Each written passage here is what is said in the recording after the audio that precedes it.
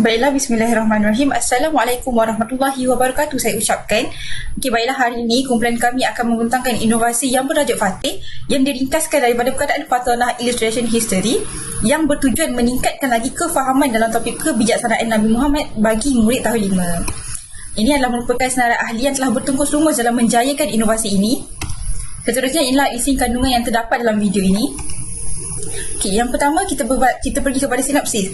Projek Fatonah Illustration History iaitu Fatih merupakan satu inovasi yang berbentuk digital yang telah dihasilkan berdasarkan topik sirah tajuk kebijaksanaan Nabi Muhammad dalam tahun 5. Fatih ini merupakan satu kit digital yang dibina melalui aplikasi Minecraft Education yang mengintegrasikan pelbagai jenis pengalaman pembelajaran menarik untuk murid-murid. Fatih ini merupakan satu inisiatif yang dihasilkan bagi mengatasi tiga masalah utama. Yang pertama adalah kekurangan bahan bantu mengajar BBM dalam pendidikan Islam, khususnya dalam bentuk teknologi maklumat dan komunikasi. Yang kedua adalah untuk mengatasi masalah penggunaan kaedah tradisional dalam pengajaran sirah. Dan yang ketiga adalah untuk menangani masalah murid yang hanya menghafal tanpa memahami cerita atau ibrah yang terdapat dalam kisah kebijaksanaan Nabi Muhammad SAW. Jadi projek ini dihasilkan adalah untuk mengatasi ketiga-tiga masalah utama ini. Okey, ini adalah objektif daripada inovasi ini. Yang pertama adalah untuk membantu dalam meningkatkan kefahaman murid dalam tajuk kebijaksanaan Nabi Muhammad menggunakan aplikasi Minecraft Education. Yang kedua, membantu murid mengingat fakta yang dipelajari dalam tajuk kebijaksanaan Nabi Muhammad dengan menggunakan aplikasi Minecraft Education. Okey, tiga isu atau masalah yang terdapat dalam dan telah kami hasilkan inovasi ini. Yang pertama adalah kurang sumber BBM yang berteraskan TMK. Yang kedua adalah penggunaan kaedah tradisional dalam pengajaran sirah, dan yang ketiga, murid kurang minat dan kurang menghayati. Jika kita lihat di sini, kurangnya sumber BBM berteraskan TMK ni adalah kerana rata-rata GPI ni kurang pengetahuan tentang TMK. Jadi kebanyakan BBM yang dihasilkan adalah berbentuk maujud. Dan seterusnya, penggunaan kaedah tradisional dalam pengajaran sirah ini, mereka menekankan penggunaan kaedah tradisional seperti chat and talk dan juga yang berpusatkan guru. Dan yang ketiga adalah murid kurang minat dan kurang menghayati, di mana kita dapat lihat murid ni kurang penerapan dan penghayatan berkaitan kisah Nabi. Kita dapat lihat di sini dan mereka tak meminati pembelajaran sirah. Dan yang ketiga adalah murid menghafal sahaja cerita atau fakta tanpa memahami tentang sesuatu sirah itu, dan akibatnya adalah pembelajaran sirah ni tak berkesan. Okey, ini adalah merupakan bukti yang telah kami dapat daripada senarai semak murid 5 mata. Kami telah memberikan satu ujian, dan ini adalah merupakan senarai semak yang telah kami hasil daripada ujian yang telah kami laksanakan kepada murid-murid ini. Jadi, berdasarkan senarai semak ini, kita lihat tahap penguasaan murid-murid ini berada pada tahap yang lemah, yang mengakibatkan mereka ni kurang faham dan kurang memahami tentang tajuk kebijaksanaan Nabi Muhammad SAW dengan baik. Seterusnya, saya akan bercerita tentang kenapa signifikan projek inovasi ini. Iaitu pertama sekali, ia dibina melalui aplikasi Minecraft Education. Di mana kenapa kami memilih aplikasi ini? Kerana terdapat daya tarikan untuk penglibatan pelajar, pengalaman pembelajaran berasaskan permainan, kesesuaian dengan teknologi semasa, fleksibiliti dan mengalahkan kemahiran kolaboratif. Mengintegrasikan pelbagai jenis pengalaman menarik melalui tayangan nota, gamifikasi latihan pengukuhan, sudut refleksi. Iaitu keempat-empat ni adalah stesen untuk murid tu melaluinya dan meneroka tempat tersebut. Untuk inovasi prototipe yang pertama, inovasi ini dibina berdasarkan idea bandar Fatonah. Jadi dalam bandar ni adalah satu bangunan yang memuatkan semua stesen yang bolehkan murid ni meneroka dan mempelajari tentang kebijaksanaan Nabi Muhammad SAW. Jadi untuk permulaan, bangunan ini dibina terlebih dahulu sebelum meletakkan nota, ruangan permainan, latihan pengukuhan dan sudut refleksi. Mari kita tengok inovasi prototipe yang pertama hanyalah sekadar bangunan sahaja, iaitu kami membina bangunan terlebih dahulu untuk meletakkan perkara-perkara nota, macam nota, latihan dan sebagainya. Ini sudut permainan dari ruangan atas, latihan pengukuhan dan sebagainya.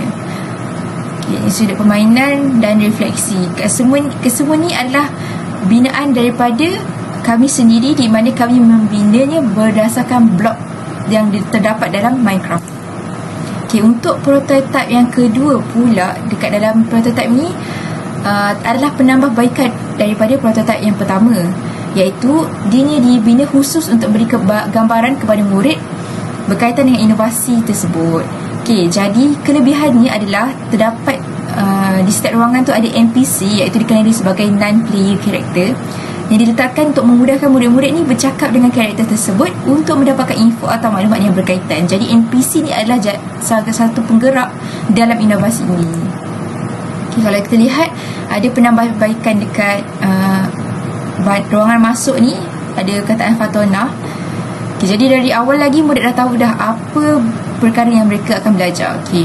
Dan ruangan nota ni ada pelbagai macam ilustrasi seperti kelas, ada orang berjabat tangan, ada Kaabah. Okay. Yang ni pula adalah bahagian nota juga. Okay, seterusnya kita balik pada ruangan permainan, iaitu ada terdapat 2 mainan yang mulai sebelum mereka layak untuk membuat latihan pengukuhan, mereka perlu bermain di ruangan ini.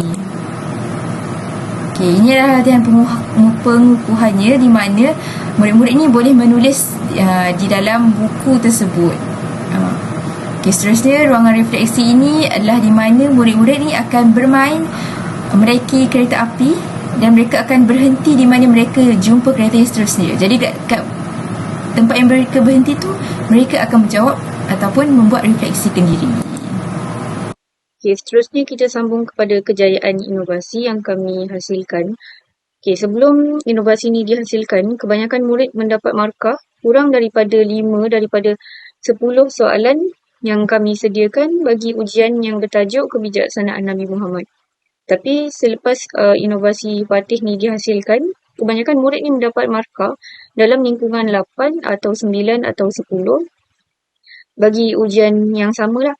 Okey, seterusnya kita dapat tengok juga kejayaan inovasi ni yang mana pada awalnya murid tidak dapat mengingati fakta dalam tajuk Kebijaksanaan Nabi Muhammad ni. Contohnya macam maksud Fatona tu dengan baik. Tetapi selepas inovasi ni dihasilkan, mereka dapat mengingat maksud Fatona tu dengan baik. Okay, seterusnya kita tengok kepada rangkaian inovasi. Okay, inovasi yang kami hasilkan ni dilihat mampu memberi banyak manfaat kepada pengguna. Oleh itu, ia telah disebarluaskan. Contohnya, jaringan inovasi ini adalah seperti guru pendidikan Islam di sekolah. Kami telah sebarkan kepada guru pendidikan Islam di sekolah.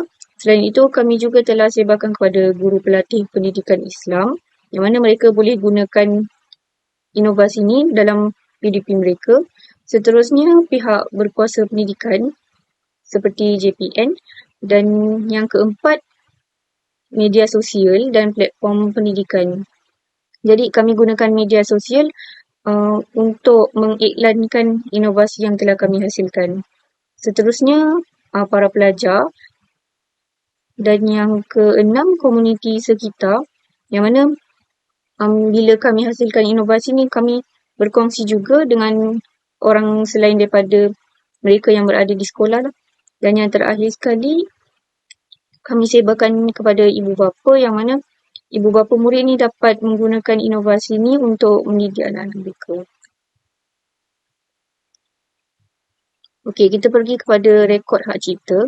Okey, setiap inovasi yang kita hasilkan ni mestilah diberikan hak cipta supaya dapat pengiktirafan dan mengelakkan daripada berlakunya cetak rompak. Di samping itu, ia dapat melindungi seseorang yang telah mencipta sesuatu idea maupun sesuatu karya. Okey, menurut Perbadanan Harta Intelek Malaysia, hak cipta ni adalah hak eksklusif yang diberikan oleh undang-undang untuk tempoh masa tertentu kepada pencipta karya untuk mengawal penggunaan karya mereka. Jadi, berfokus kepada inovasi yang kami telah hasilkan, ia masih dalam proses permohonan itu. Jadi, secara keseluruhannya, inovasi yang kami hasilkan ni diharapkan dapat memudahkan murid-murid untuk mengingati tajuk kebijaksanaan Nabi Muhammad tu dengan lebih baiklah.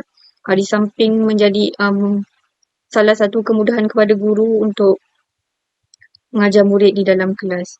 Diharapkan penghasilan inovasi ini dapat memberi impak yang positif kepada pelbagai pihak selain yang disebutkan tadilah, guru-guru dan juga murid-murid.